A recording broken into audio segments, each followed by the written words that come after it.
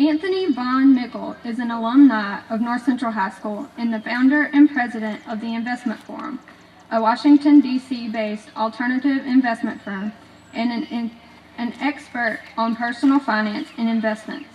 He is a graduate of the Citadel, the military college of South Carolina, where he studied modern languages and business administration. Upon graduation, he served several as 11 Bravo in the Army's infantry. He continued his graduate work of foreign language at the Harvard University Ukrainian Research Institute in Boston, Massachusetts, where his studies included Ukrainian language, culture, and politics.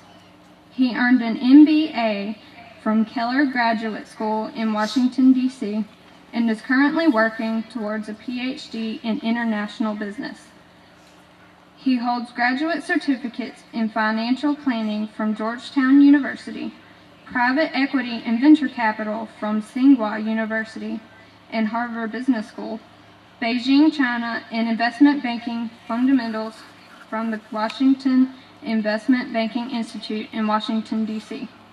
He is a member of the Washington Association of Money Managers and the Wharton and Harvard Business Clubs of D.C. He spent a decade as a network engineering program manager, traveling the globe to ensure clients had continuous application and network infrastructure. After a corporate downsizing and what appeared to be a total financial devastation, he found an $8 an hour part-time job and turned it into a multi-million-dollar portfolio, demonstrating that setbacks really are setups for step-ups. To share his experiences with those who fell on similar harsh times, he founded a 175-member investment club entitled the Investment Forum to help bridge the gap between the have-nots and the have-mores.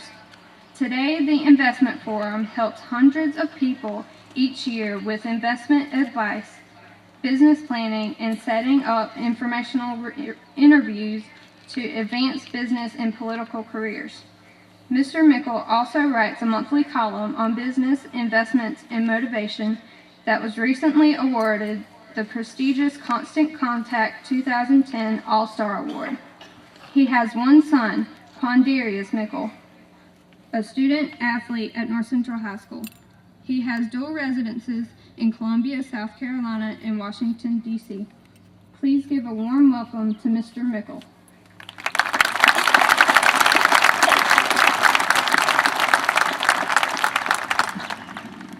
Thank you. I'll try not to stutter. To Mr. Thomason, teachers, faculty, families that have traveled near and far, and especially the North Central High School graduating class of 2011, I say good morning and thank you for this opportunity. Every morning in Africa, a gazelle wakes up. He knows he must outrun the fastest lion or he will be killed. Every morning, a lion wakes up. He knows he must outrun the slowest gazelle or will starve to death. It doesn't matter whether you're a lion or a gazelle. When the sun comes up, you'd better be running. For years, that's the successory's framed lithograph that stared at me when I awoke. On March 15, 2011 at 8:55 a.m., that was the quote that I have to put to the test. You see, that was the morning that Mr. Thomason, the 2011 Kershaw County Principal of the Year, called me to extend the invitation to give this commencement address. As honored as I was, that was no time to be a slow gazelle or a lion. Right at the onslaught of my day, I had to hit the ground running to assure him that he wasn't making the wrong choice. I'd also like to take this opportunity to thank him once again for making that call and entrusting me with a few words to this class, this school, and this great community. This is a very important time in these young people's lives, and to be bestowed an opportunity to address them is not something I take lightly, and I hope I don't disappoint them or you. Graduation day is something that I've experienced several times since leaving here, and I can apologetically assure you that I remember little to no words at any one of those times. Each time I graduated, my mind was firmly planted someplace else. When Kristen Amy Roberts Graves, who was the 1991 valedictorian, spoke, I hardly ever heard her, let alone remember what she said. My mind was surely on getting to the Camden High graduation that evening, since we were graduating during the morning. I'm not sure what the young people's minds may be on today, but just in case it's not on the words coming out of my mouth, let me just give as much attention to the teachers, custodians, administrators, parents, family, and friends who are here today, so that you all may be a reminder to them long after my voice has faded into the distance. This opportunity is a dual celebration. For one, it's a monumental occasion to the North Central High School graduating class of 2011. The other is, it just so happens to be the 20-year reunion of my 1991 high school graduating class. Right here on this same field, June 7th, 1991, I crossed the same stage with some of the very people who are in this audience today. It's hard to believe that it's been 20 years, but it has. I'd be remiss in not remembering some of our very classmates who won't see another reunion. Myron Love, who was a good friend of mine here, as well as Scott Newman, Kevin Jackson, and most recently, Derek Smiley. All were four gentlemen who I shared great laughs in these monumental halls with, whose lives ended much too soon. We pray that their families continue to bode well throughout their class anniversaries. I would also like to take this moment to thank several people in a non-traditional way. We'd like to thank God for giving us the opportunity to breathe this air filled with wondrous possibilities. I'd like to thank my parents, my friends, and family for the many years I've kept mental note of several people who have long forgotten about me, I'm sure. Still, I want to thank them publicly, and if any of them are under the sound of my voice, or you know or represent them by way of family or close friendship, as I know at least one of them has passed on, please stand to be recognized. 1978, Pine Tree Hill Elementary, Principal Mr. Williams. 1978 through 79, Miss Williams in this nunnery. 1980, Miss Cook for homeroom. Miss Jordan for music from K through 5. Miss Owens for homeroom. Miss Harper, 3rd grade homeroom. 4th grade, Miss Treese from Arizona, who took over from Miss Woodard, who left on maternity leave. 1984 through 85, Miss Stuckey, Mr. Bundrick, Mr. Jones, Miss Lee, who did PE K through 5. Camden Middle School, Principal, Miss Clark. 6th grade, Mr. McLeod, Team 12. Miss Woods for English. Mr. Rabb for Civics. Mr. Paget and Miss Williams. Miss Williams, incidentally, has a twin sister that teaches PE at Mount Pisgah. For 6th grade, Miss Jones, Miss Science. Miss Randall for Fine Arts. 7th grade, 1986, Miss O'Rourke, Team 4. Miss Fitzenbarger, who taught me English, who left to come to North Central. Miss Watson for History. 8th grade, Miss Pascal. Miss Pearson for History. Miss Green for Reading, Remedial Reading. Miss Cook for Remedial English. Mr. Huff, Principal. North Central High School, 9th grade, Miss Fleming, a great scientist who we cherished and lost, taught me homeroom and biology. Lieutenant Colonel Mackenzie, Command Sergeant Major Osborne for ROTC, grades 9 through 12. Miss Martha Clyburn for English. Coach Hegler for shop. His son went to the Citadel with me. Miss Kochek for PE. Coach Lowry for PE Algebra. Miss Henson for Civics, 10th grade. Miss Fleming for homeroom and physics. Miss Martha Clyburn for English. Miss Neal for Algebra. Mr. Roberts for History and American Government. 11th grade, Miss Cato for History. Mr. Griffin for French, the reason why I majored in French at the Citadel. Miss Judy Matthews for English. Miss Martin for keyboarding. And Miss Phyllis David for accounting, who provided my basis for understanding multi-million-dollar investment banking deals, and current IT extraordinaire, who I understand is providing technical support here today. Miss Roberts for English, French 2, Miss Neal, and Mr. Griffin, who went on to Desert Storm. Miss Lucas for home economics. Let's give these great educators a very warm and welcoming round of applause.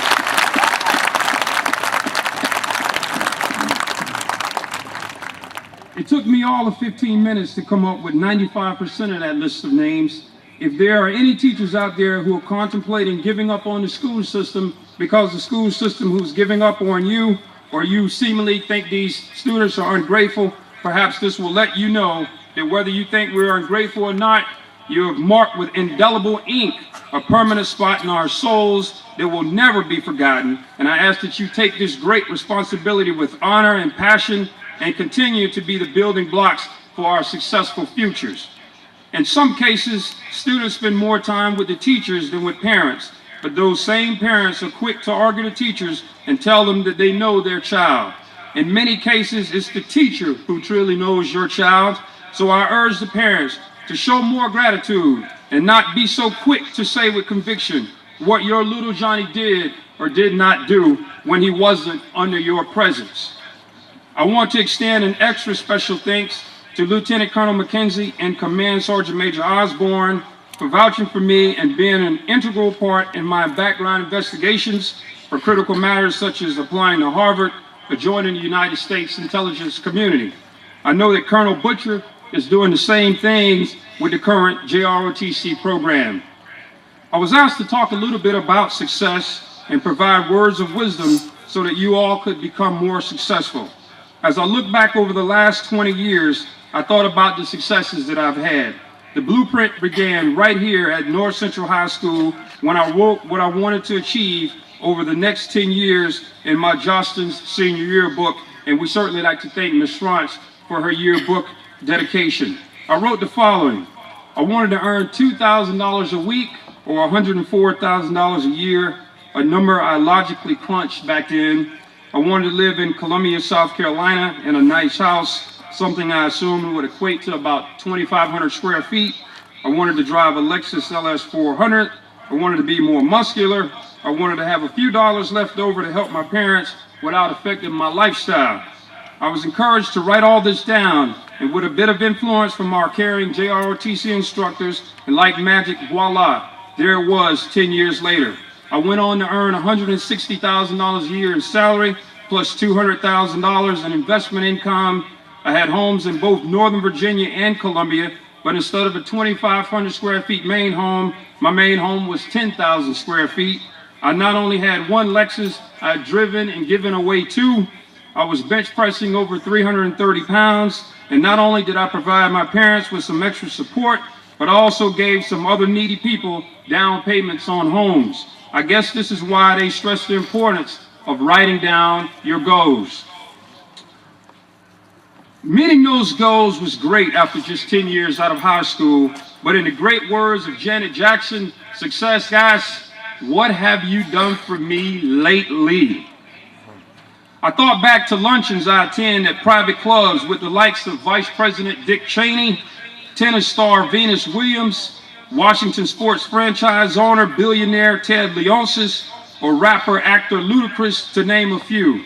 I thought back to the hors d'oeuvres at the home of Washington, D.C. power broker Vernon E. Jordan Jr., invitations to Miami mansions with real estate moguls to meet President Bill Clinton, or the ability to call the founder of Black Entertainment Television, first black billionaire Robert Johnson, to discuss private equity and investment banking deals, or having continuous dialogue with subsequent follow-ups for my next book with Warren Buffett or J.W. Marriott Jr.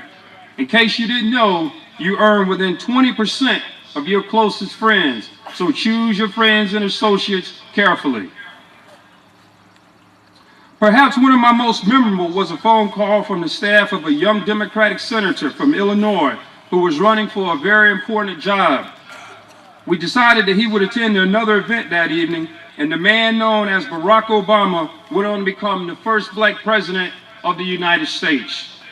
Success was leaving North Central, where our mascot is a knight, and going to Buckingham Palace to see a real knight on a real horse, chartering a private helicopter to take my son over the beautiful prairies where the movie Jurassic Park was shot in Hawaii, or providing him unlimited access to ride the roller coasters on top of the Stratosphere Hotel, the highest point on the Las Vegas Strips. Perhaps it's taking him and his friends to Miami to experience lifestyles of the rich and famous on $15 million yachts, or feeling the leather on the suicide doors of a Rolls-Royce Phantom or a 62-inch Maybach. Because my days at North Central started in Shepherd Acres Trailer Park, I went on to become in the company of some of the greatest men and women the world has come to know. My motto quickly became, from the mobile home to where moguls roam. To some, my Castle, South Carolina upbringing says I was born in the slum, but the good news is the slum wasn't born in me, and it wasn't born in you either.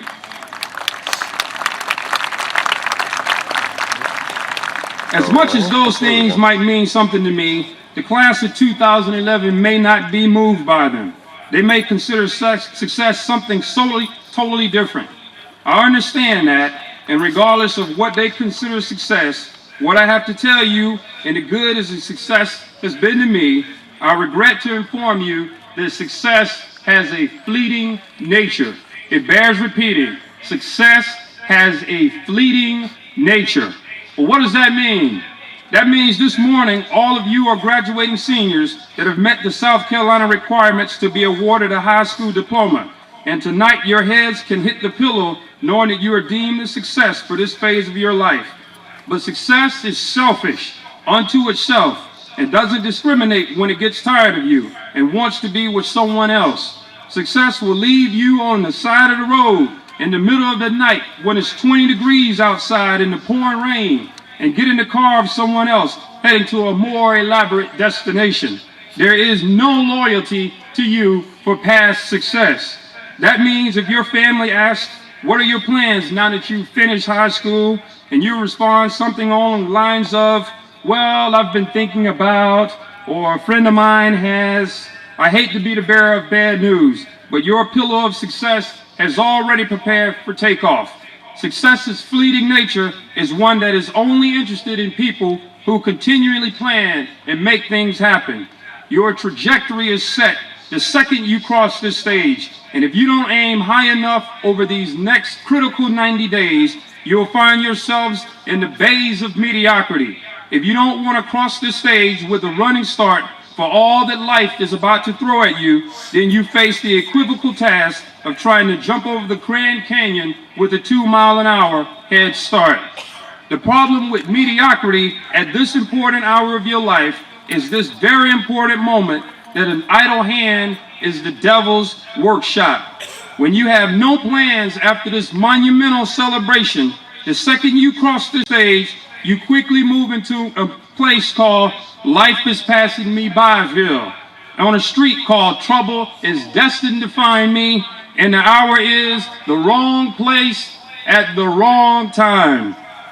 Now more important than ever, those of you who choose to raise your right hand and take the oath to defend this great nation are viewed with tremendous gratitude for everyone else to enjoy freedom.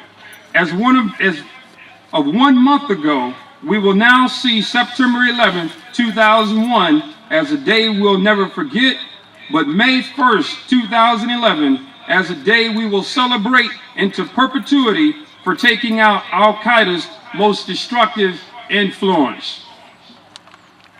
The military service option isn't one that simply serves you while in uniform. If it wasn't for the Army National Guard allowing me to buy my first home with no down payment, the nearly $250,000 profit I made off selling it, or the multi-million-dollar real estate empire I created, will have never happened.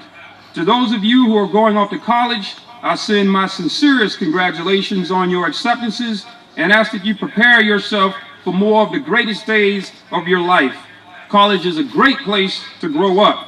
However, let me provide you advance notice that a college education is no guarantee for success. It never has been, it never will be. But in some cases, it gives you a tremendous advantage. To my students who have decided to attend trade schools, understand that you have the greatest sustainability from the onset, because once you learn how to weld, for example, you can weld whether it's here in South Carolina, Wisconsin, or Japan from day one. Your ability to use your hands to make a living is not to be taken lightly. Some of you are already having dreams of becoming the Mark Zuckerbergs, the youngest billionaire of all time, and the creator of Facebook, an application some of you are probably using right at this very second. That's all well and good, but the problems you face locally is the talents that's generally required for multi-million-dollar operations is far from Kershaw County. Don't be afraid to move far away, and don't expect these things to happen overnight. In the great words of Bill Gates, It takes years to become an overnight success. To those of you who may have considered education but feel you won't survive for lack of good grades in high school, fear not. No matter what you choose, there's going to be more classes and more training. So regardless of whether you think school is finished with you or not, it hardly is. Don't be overly concerned with tuition prices, because in the words of Benjamin Franklin, if you think the cost of an education is expensive, try paying for ignorance. The world's changed a lot since 1991. Today you all have cell phones, iPads, high-speed internet, Facebook, LinkedIn, YouTube, etc. You are the global information age, but you're also in the greatest recession since the 1929 Great Depression. Your ability to be competitive is more important now than ever before. Have you ever called customer service with these gadgets you're buying from Best Buy or Amazon.com? Where does the phone ring? It's not Columbia, it's not Lancaster, or anywhere remotely close. It's in India or the Philippines, who are nearly a day ahead of you via sunlight, but light years ahead of you in terms of education. While you are celebrating success this morning with your high school diplomas, these jobs are being shipped there to a person not much older than you who probably just completed a PhD in electrical engineering. Not only can he troubleshoot your iPhone, he can also build it. In 1991, we were concerned with the young black girl who talked white, or the young white kid who talked black. Today, you better be concerned with how to talk Chinese, Hindu, or Japanese. I think we all have heard the term dress for success. And let me assure you that these comments are not just idle prattle. I could stand before you today and tell you to be individuals, or as the kids say, do you, boo. But I'd be lying to you. If you think you can be around successful people and attend successful events and dress and look any old kind of way you want, you're in for a rude awakening. To the young men, I'm not sure if it was Lil Wayne, Lil Zane, or Insane in the Membrane, but this trifling, lazy, disgusting style of wearing your pants not on your waist, just below your waist, but around your thighs, and then tying your belt that it forms a tourniquet to keep your pants from falling every 4 or 5 steps. That is the most nastiest, triflingest, most ridiculous concept known to personal appearance. Pull your pants up. We don't want to see the cracks of your behinds.